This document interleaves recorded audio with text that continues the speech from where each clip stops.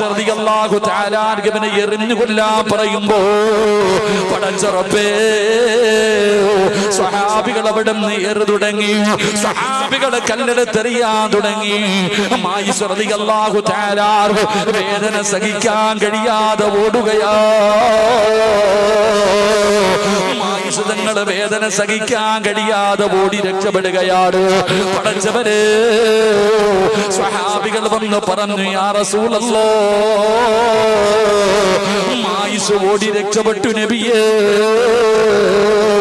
പ്രവാചകന് സമാധാനമായി, പ്രവാചകന് സമാധാനമായി. കുറച്ചു കഴിയുമ്പോ ശരീരത്തിലൂടെ രക്തമൊലിപ്പിച്ചു കൊണ്ട് വരുന്നു ആയിഷ. യാ റസൂലല്ലാഹ്,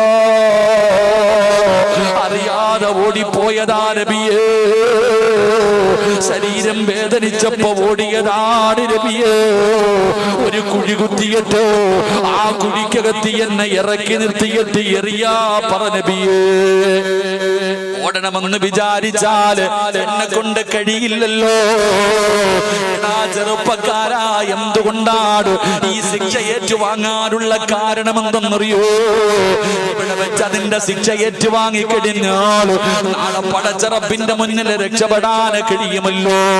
അതുകൊണ്ടായിരുന്നടാ ചെറുപ്പക്കാരാ